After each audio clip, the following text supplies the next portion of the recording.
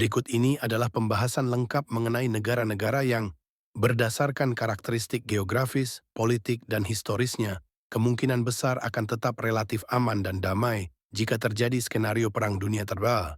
Tentu saja tidak ada jaminan mutlak, namun berdasarkan sejumlah faktor, seperti kebijakan netralitas, isolasi geografis, minimnya kepentingan strategis, dan stabilitas internal, beberapa negara berikut sering dianggap pulau ketenangan dalam peta geopolitik dunia. 1. Swiss, Konfederasi Swiss. Kebijakan netralitas. Sejak Kongres Wina 1815, Swiss secara resmi menjaga netralitasnya dalam konflik militer internasional. Pertahanan teritorial. Meskipun netral, Swiss memiliki sistem militer wajib dan benteng Alpen yang sulit ditembus. Stabilitas politik, tradisi demokrasi langsung dan konsensus politik rendahkan risiko kerusuhan internal. 2. Selandia Baru, New Zealand. Isolasi geografis, terletak jauh di selatan Samudra Pasifik, jauh dari jalur utama konflik global. Kebijakan luar negeri, bersahabat dengan banyak negara, tanpa keterikatan militer di bawah fakta-fakta besar, selain hubungan informal ANZUS yang sejak 1986 dibatasi. Ketahanan pangan dan energi, mampu memenuhi kebutuhan dasar secara mandiri. 3. Islandia, Iceland. Tidak memiliki militer. Sejak 2000-an, militer formal dibubarkan, mengurangi kemungkinan menjadi target. Letak strategis moderat, meski di Atlantik Utara bukan jalur utama invasi darat atau laut. Stabilitas sosial ekonomi, kesejahteraan tinggi dan konflik internal rendah. 4. Costa Rica abolisi militer. Sejak 1948, Costa Rica tidak memiliki angkatan bersenjata tetap. Fokus pada diplomasi, mengutamakan penyelesaian sengketa lewat jalur hukum internasional. Stabilitas demokrasi, salah satu demokrasi paling mapan di Amerika Latin. 5. Bhutan politik, gross national happiness.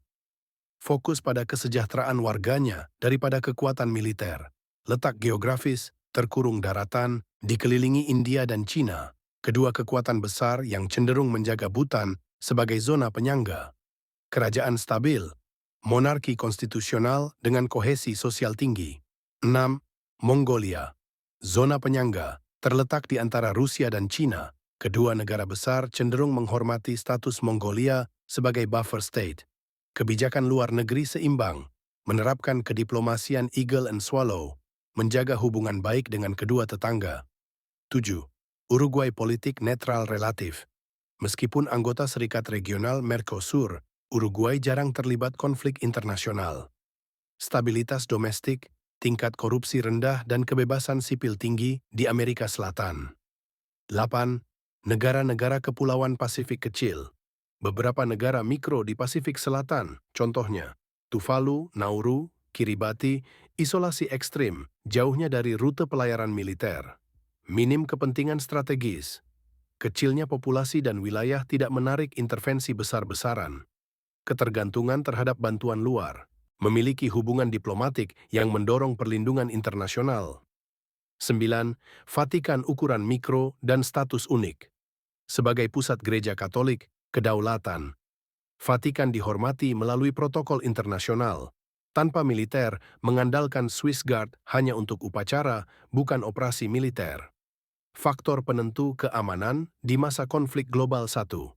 Netralitas atau non-aliansi militer 2. Isolasi geografis, pulau terpencil, wilayah terkurung daratan.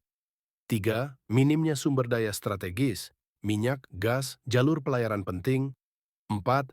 Stabilitas politik dan sosial, rendahnya tingkat korupsi, demokrasi mapan. 5. Ketergantungan pada hukum dan organisasi internasional. Catatan penting, meskipun daftar ini mencakup negara-negara dengan risiko relatif rendah, di era senjata nuklir dan perang asimetris, tidak ada yang sepenuhnya kebal terhadap dampak ekonomi, pengungsi, atau serangan teroris lintas batas. Beberapa pulau kecil aman secara militer, namun rentan pada perubahan iklim dan ketergantungan pangan energi. Dengan memperhatikan karakteristik di atas, negara-negara dalam daftar ini cenderung tetap lebih aman dan damai dibandingkan wilayah-wilayah yang menjadi pusat kepentingan militer atau geopolitik besar. Namun sekali lagi, aman di konteks Perang Dunia Terba bukanlah jaminan absolut. melainkan probabilitas relatif lebih rendah terkena langsung konflik bersenjata.